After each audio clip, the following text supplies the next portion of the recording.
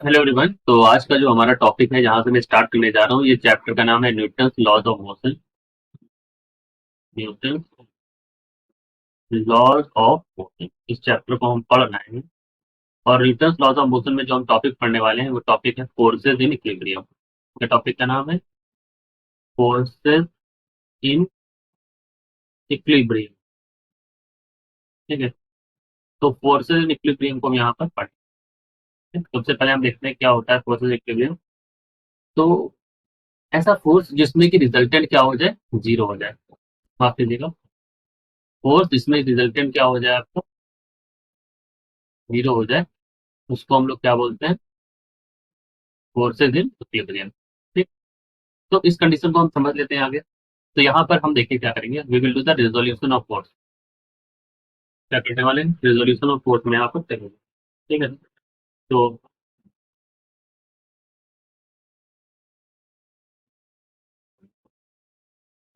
Resolution of, अब forces को resolve करते हैं। तो जैसे मान लीजिए यहाँ पर हमने क्या किया, दिस इज F1। यहाँ पर हमने क्या किया, दिस इज F2। और इनका जो रिजल्टेंट है इसका जा रहा है, दिस इज F1। लेट सही है यहाँ पे, ये एंगल थीटा है। तो अगर इसके कंपोनेंट आप करेंगे ना फोर्स के, तो दो तरह के कंपोनेंट हो जाएंगे। ये वाला कंपोनेंट हो जाएगा क्या, this component will be F cos theta and this component will be F sine theta. समझ रहे हैं, इस तरह से कंपोनेंट। चलिए क्वेश्चन के द्वारा हम इस चीज को समझाते हैं। क्वेश्चन क्या कहता है, वो लिख देते हैं, resolve horizontally and vertically Newton with angle of 45 degree with the horizontal. इसको रिजॉल्व मतलब इसको हम सॉल्व करते हैं इस क्वेश्चन। एक वर्टिकल, एक हॉरिजॉन्टल। ये हॉरिजॉन्टल, ये वर्टिकल। इसका ये जो एफ है वो ऐसे कितना बना रहा है, 45 डिग्री बना रहा है। तो अब हम एफ एच को क्या लिख सकते हैं, एफ एच को लिख सकते हैं एफ कॉस 45। एफ पी को लिख सकते हैं एफ साइन 45। ठीक। कॉस 45 मतलब F by root two, sine 45 यानी एफ बाई रूट टू। ठीक। एफ की वैल्यू जितनी है आप लिखो यहाँ पे उठा दिए, तो ये हो जाएगा 8/√2। ये हो जाएगा 8/√2। ठीक। समझते हैं? इस तरह से हम इसको कंपोनेंट्स को करते हैं। एक और क्वेश्चन लिखते हैं, क्वेश्चन नंबर 2। देखो कहता है कि resolve a weight of 10 Newton into two components. क्या, एक 10 न्यूटन के वेट को हमको दो डायरेक्शन में लेना, which are parallel perpendicular to slope incline 30 degree to the horizontal. ठीक है। तो 10 न्यूटन को वेट को हमको इस तरह से करना है। चलिए सबसे पहले क्या है, स्लोप बनाते हैं। तो दिस इज योर स्लोप। ठीक। कितने पर इंक्लाइन है, 30 डिग्री का। ठीक। अच्छा, यहाँ से एक वेट है 10 मीटर, तो हम मानते हैं यहाँ से एक वेट कटता हुआ है 10 मीटर का। इस वेट के दो कंपोनेंट करेंगे, एक इस डायरेक्शन में हो जाएगा जो कि 30 डिग्री बनाएगा इधर, और एक हमारा किस हो जाएगा, इस डायरेक्शन में हो जाएगा। ठीक। तो इसके दो कंपोनेंट हो गए, ये वाला कंपोनेंट हो जाएगा परपेंडिकुलर, ये वाला कंपोनेंट हो जाएगा, माफ कीजिएगा, ये वाला कंपोनेंट हो जाएगा पैरेलल। ठीक। हो गया बेटा। तो we can write this as W perpendicular is equal to W cos theta and W parallel is equal to W sine theta. जा सकते हैं। तो डब्ल्यू की वैल्यू जो है हम लिख सकते हैं यहाँ पे 10। और कॉस थीटा की वैल्यू कॉस 30 की वैल्यू यहाँ पे कितनी हो जाएगी, वो आप लिख देंगे cos 30 √3/2। तो 10√3/2 यानी 5√3 आंसर आ जाएगा। और 10 sin 30 यानी क्या हो जाएगा, sin 30 की वैल्यू 1/2 थी, तो आंसर आ जाएगा 5। तो ये कंपेयर हो गया इसके परपेंडिकुलर और पैरेलल के लिए। चलिए आगे चलते हैं। अब हमारा जो नेक्स्ट टॉपिक है, और वो टॉपिक है यहाँ पे, हेडिंग डाल लो कॉपी में, लिखो Newton's first law of forces in equilibrium.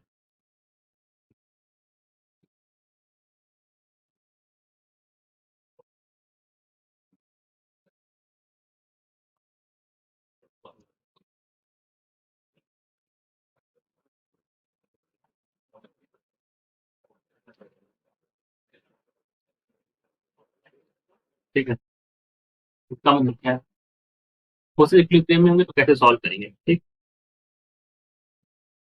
तो आप इसको ऐसे समझ सकते हैं, अगर कोई particle, let's say this a particle, ठीक है, और अब ये जो पार्टिकल है आपका, ठीक है, ये दो कंडीशन है, या तो क्या है, रेस्ट पर, ठीक है, और नहीं रेस्ट पर है तो कैसा है, कांस्टेंट वेलोसिटी से move, either it is at rest और it is moving with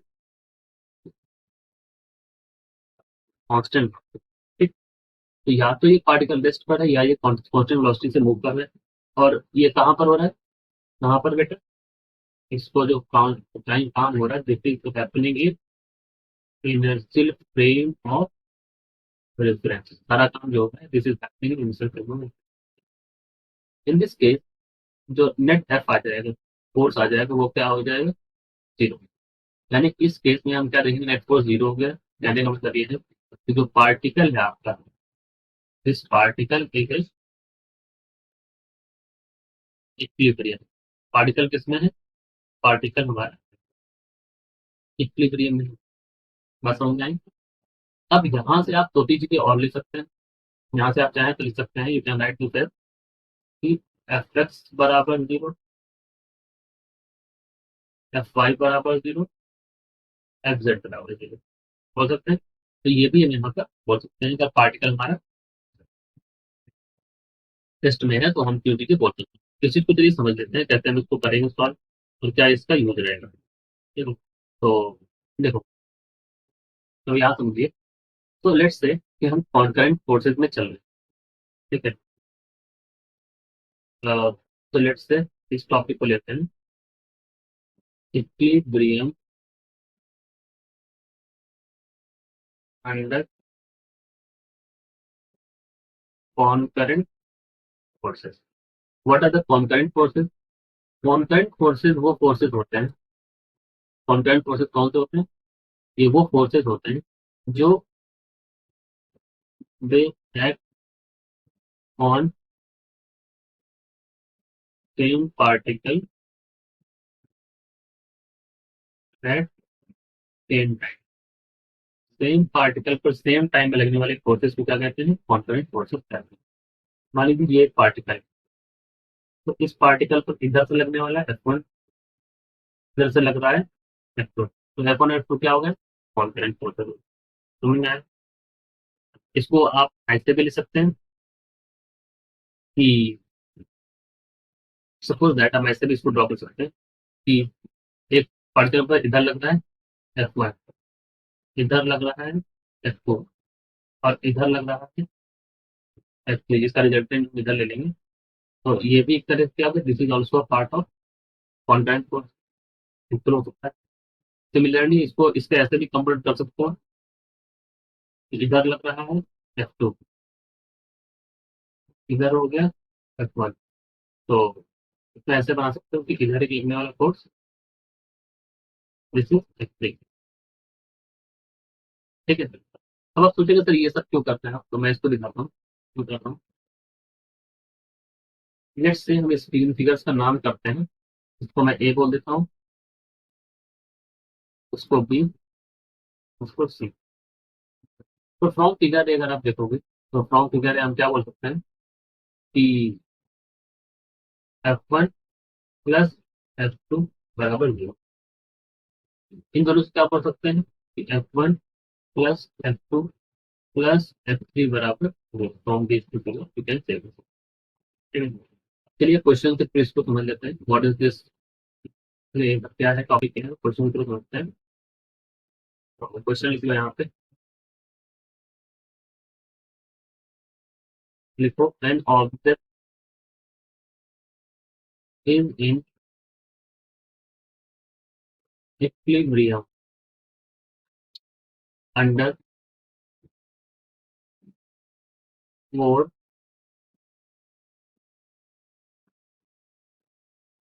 कॉनकरेंट forces, ठीक है। तो आपको निकालना है मैग्नीट्यूड ऑफ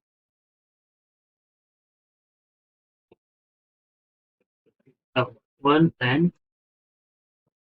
F2, F1 और F2 का यहाँ पे क्या निकालना है, अब देखो मैग्नीट्यूड निकालना है।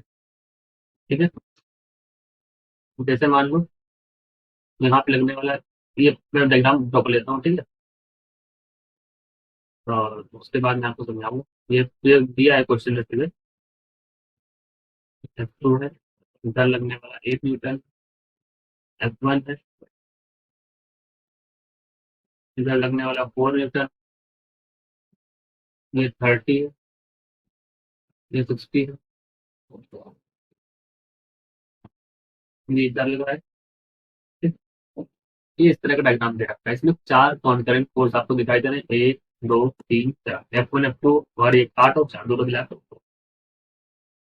आपको क्या है, जो आपका ऑब्जेक्ट है वो कहाँ पर है,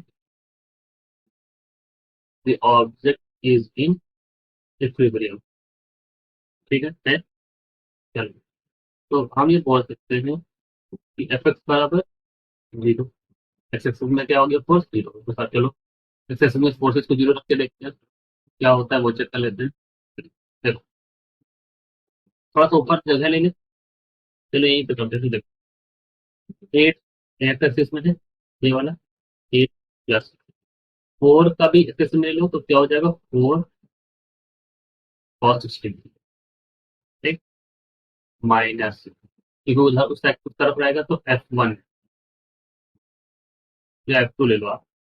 ठीक है, F1 के भी लोगे, F2 ले लो, F2 का सॉरी ये एंगल को कितना है, 30 दे रखा है, क्योंकि इसको फिर करने में वो दिक्कत होगी।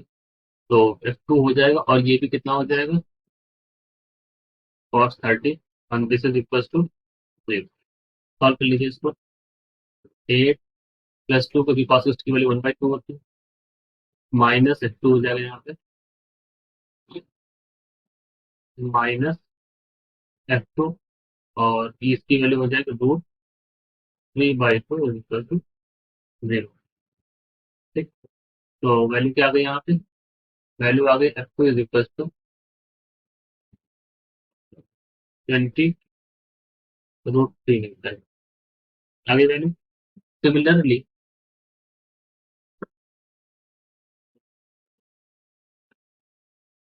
एफ वाई बराबर, जितने भी फोर्सेज वाई डायरेक्शन में उनको 0 कर लो। तो एफ वाई के लिए देखते हैं, डायग्राम से देखते हैं यहाँ पे। तो क्या लिखते जा एक बार देखो, एफ वन को लिखें तो ये तो वाई में है, एफ टू को लिखें तो 4 और साइन 60 हो जाएगा, और एफ टू को लिखें तो माइनस F2 साइन 30, ये भी 0 कर दो। बात समझ में आ रही नहीं आ रही? अरे बाबू जी, इस पे बहुत बेटा आपको नहीं समझ पा रहा था, मैंने भी समझाया था। ये एंगल थीटा तो ये वाला एफ कॉस थीटा, ये वाला एफ साइन थीटा, तो बस। अब ये F2 इधर था, हम इधर ले जाएंगे इस वाले एक्सिस में, तो क्या हो जाएगा, ये वाला साइन वाला हो जाएगा, तो F2 का ये वाला कंपोनेंट साइन हो जाएगा। ठीक है, चलो नहीं समझ रहे हैं वो लोग अपना कमेंट सेक्शन में पूछेंगे, खुला है section। तो वैल्यू हो जाएगा यहाँ पे F1 प्लस 4√3/2 माइनस F2/2 बराबर 0। सॉल्व करने पर वैल्यू आ जाएगी F1 बराबर F2/2 माइनस 4√3/2। ठीक है, और आपको पता है F1 की वैल्यू, सॉरी F2 की वैल्यू आपको पता है 20/√3, तो ये हो जाएगा 20/√3 मतलब 10/√3 हो जाएगा, माइनस 4√3/2, दिस इज F1। तो F1 इज इक्वल टू हो जाएगा 4/√3 न्यूटन। समझ में आया? सवाल को फिर से देखिए, ये सवाल था, हमने इसमें F1 और F2 की वैल्यू निकालनी थी, निकालनी थी। ये F1 की वैल्यू, ये F2 की वैल्यू हमने यहाँ पे निकाली। ठीक है, दूसरा क्वेश्चन लिखो, क्वेश्चन नंबर 2 लिखो। नोट डिटरमाइन टेंशन, टेंशन बहुत ज्यादा है जिंदगी में अपनी, इन द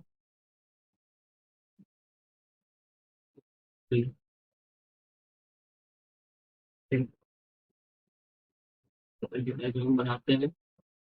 यहाँ पर हम डालते हैं एक एंगल इस जगह पर ऐसे, ये ब्लॉक रखता है और चलो ब्लॉक यहाँ से हटाना पड़ेगा। ये डायग्राम बना हुआ है इस तरह से। यहाँ से ऐसे, ठीक है। इधर लगने वाला T2, इधर लगने वाला T1, एंगल बना।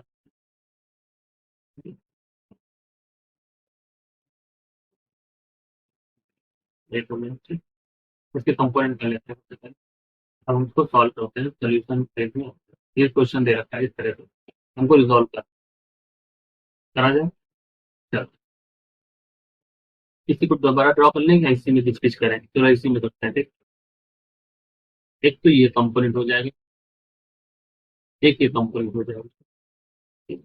ये 60 है तो ये वाला भी क्या हो जाएगा, ठीक। तो ये डायरेक्शन एक हो जाएगी, यहाँ पे हो जाएगा T1 और ये क्या हो जाएगा cos 60। समझ आ रहा है? ठीक। उसी तरह से अगर ये T1 cos 60 है तो ये वाला हो जाएगा T1 sin 60। और इसको बैलेंस करने के नीचे क्या लगेगा, 4G, यानी कि 4 × 9.8 न्यूटन। समझ में आ रहा है? तो क्या करेंगे बच्चों, हमको यहाँ पे T1 T बराबर 4 × 9.8 क्वेश्चन नंबर, और ये हो जाएगा T1 बराबर T2 equation number 2। Question number 1 से हम निकालते हैं T1। तो 4 × 9.8 डिवाइड बाई साइन 60, यानी हो जाएगा 4 × 9.8 डिवाइड बाई √3/2, ऊपर चला जाएगा। तो ये वैल्यू आ जाएगी यहाँ पे सॉल्व करने पर 45.26 न्यूटन। ये T1 की वैल्यू। अगर T1 की वैल्यू आ गई तो T2 निकालना आसान हो जाएगा फिर, क्योंकि हमको पता है T1 cos 60 बराबर T2। कौन सी इक्वेशन थी, 2 नंबर थी। तो 45.26 1/2 बराबर T2। समझ गए? सॉल्व कर लो तो इसकी वैल्यू आधी कर दो, तो 22.22 इसकी आंसर आ जाएगा 22.63 न्यूटन। ठीक, इसकी वैल्यू आ गई। T2 इसकी वैल्यू तो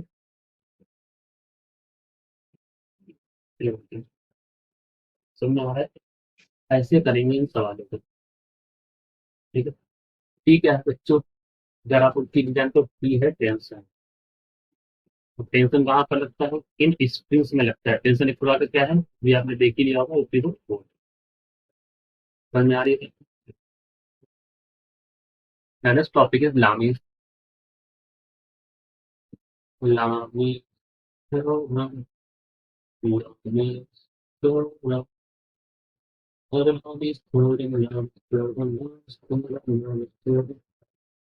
होता है इसका मतलब, देखो बच्चों, कि ऐसा मान लो कि एक ही पार्टिकल पर 3 तरह के फोर्स लग रहे हैं। एक और पार्टिकल है इक्विलिब्रियम। क्या बोला मैंने, एक पार्टिकल है इक्विलिब्रियम में, उस पर लग रहे हैं 3 फोर्सेस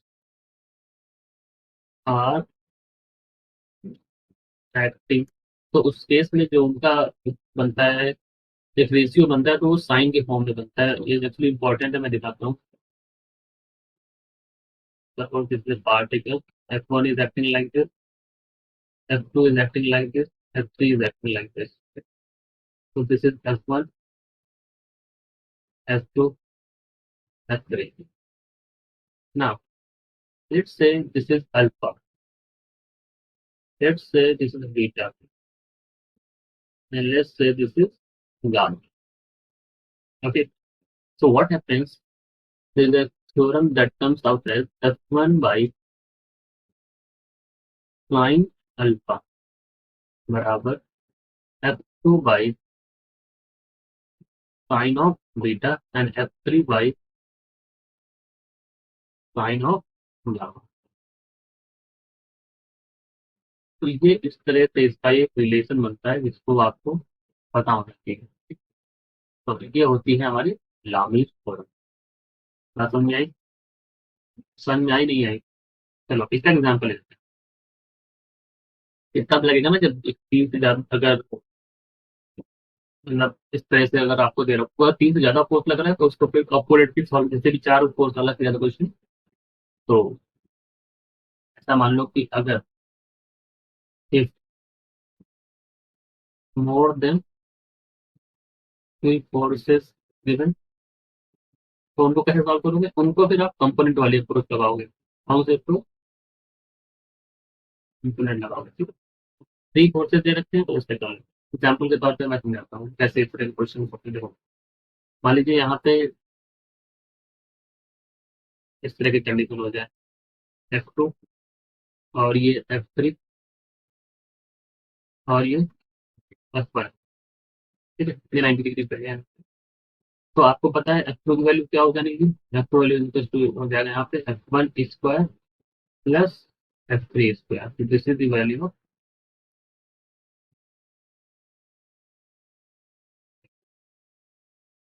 F, ठीक है। समझ में आएगा? आ गया बाबू कि नहीं आ गया? आ गया तो ठीक, नहीं आ गया तो भी ठीक। समझ में आया? वैसे होगा। चलिए एक क्वेश्चन आपको चिपकाते हैं और उसके बाद क्योंकि आपको भी लेट हो रहा होगा ना तो तब तक काफी करूँ। मैं diagram बनाता हूँ।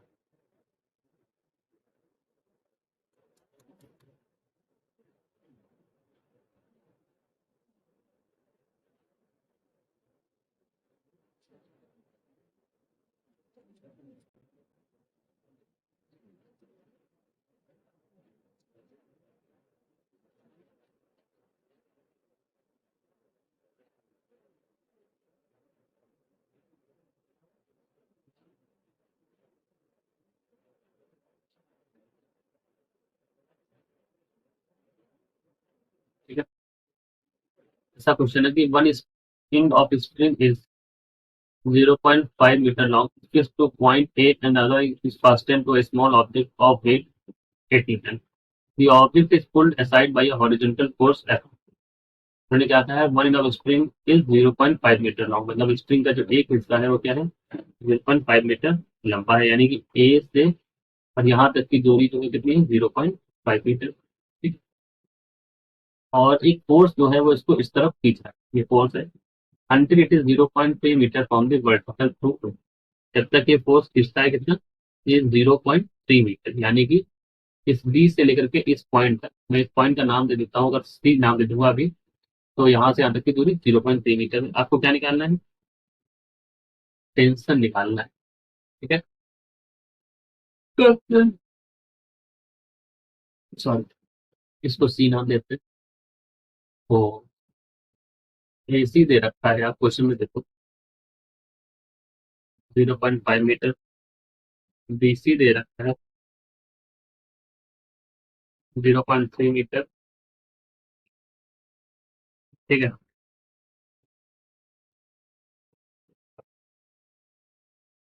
और ए बी दे रखा है 0.4 मीटर। तो एंगल पी ए सी बराबर क्या हो गए? फिर से थीटा। तो मैंने ऐसे बोल दिया थीटा मान, ठीक? अब सोच रहे हैं सर ये कैसे करके, देखो ये है पाइथागोरस थ्योरम से ए बी बी सी, ये 3 4 5 जो बनते हैं इसको बोलते हैं पाइथागोरस स्क्वायर। तो मैंने डायरेक्टली इसको मान लिया है। दिया दो ही चीजें हैं, एक चीज मैंने जो लिखी ना 0.4, ये पाइथागोरस से निकल के आती है। चलो आगे देखो। तो क्या कर सकते हैं प्यारे बच्चों? यहाँ पर लिख सकते हैं cos थीटा, साउथ में ही आवाज, A B by A C, A B by A C, that is equal to A B की वैल्यू क्या है? 0.4, 0.5 यानी 4/5। साइन थीटा की वैल्यू क्या हो जाएगी? साइन थीटा की वैल्यू हो जाएगी, क्या अगर आपको इसमें दिक्कत है तो आप इसे पंडित बद्री प्रसाद हर हर बोले। तो ऐसे बात कर सकते हो, जिनको दिक्कत है, जिनको याद है तो याद रखो, इसको परपेंडिकुलर रखो ना, एक्सपीरियंस पे याद रखो, ठीक है। तो थीटा के सामने वाली परपेंडिकुलर होती है, थीटा के सामने वाली, तो थीटा के सामने कौन सी है? बीसी। और हाइपोटेनस कौन सी सबसे लंबी है? तो एसी सबसे लंबी है, एसी हो जाएगा। तो बीसी की वैल्यू क्या है बच्चों? 0.3, इसकी वैल्यू 0.5, यानी आंसर क्या आ गया? ठीक है, जो वैल्यू आ गई, बोलो आ गई नहीं आ गई? अब आपको मैं यहाँ पे लगा के दिखाता हूँ कौन सी टर्म, लामीज थ्योरम। लगेगा? चल लगाते हैं भाई। Lami's theorem. तो एफ बाई साइन। अब यहाँ पर ध्यान से देखो, यहाँ पर देखो जरा Lami's theorem. F1 sine alpha, F2 sign beta, F3 sign gamma. यहाँ पर आओ, इस जगह, इस जगह पर कंपोनेंट को एफ। एफ क्या है? ये है जो एफ बना रहा है एंगल, तो ये बना रहा है 180 माइनस थीटा। ये वाला एंगल अगर थीटा है, तो ये वाला भी एंगल यहाँ पे क्या हो जाना चाहिए? थीटा हो जाना चाहिए। ठीक है, कौन सा एंगल बेटा? ये वाला एंगल भी थीटा हो जाएगा। ठीक, ये वाला भी थीटा हो जाएगा। तो कितना बचा? तो 180 पूरा कितना है? 180 माइनस थीटा। जब इसका रिजल्टेंट देखो तो हम ऐसे बनाओ, तो क्या हो जाएगा? F is F by sine alpha. Alpha कितना हो जाएगा? 180 माइनस थीटा, टोटल 180 है, बचा हुआ कितना है? थीटा। ठीक, समझ रहे हो बात को? ठीक, चलो कर देते हैं। तो हम यहाँ पे लिखते हैं ना, छोटे से जगह यहाँ दो जगह पर आएगा, F by sine 180 minus theta, इसको नीचे उतार लेंगे अभी। और दूसरा क्या है? 8 न्यूटन, F2 8 न्यूटन है। 8 बाई क्या हो जाएगा यहाँ पे? साइन ऑफ 90 प्लस थीटा, कितना हो जाएगा? 90 plus theta. Point of application पे ही देखते हैं, 90 प्लस थीटा, ये 90 टोटल बन जाएगा, 90 प्लस थीटा बन जाएगा, डिवाइड बाई टी। टी कितना हो जाएगा? टी के लिए हो जाएगा साइन 90, साइन 90। नहीं समझ में आया तो यहाँ से फिर से देखो आप। F1 के साथ कौन सा एंगल लेते हैं? अल्फा। कौन सा लेते हैं? ये वाला F1, अल्फा के साथ जो बना है, पीछे देखो, अल्फा कितना बनना है? 180 माइनस थीटा। दूसरा F2 8 by sine 90 plus theta, और टी।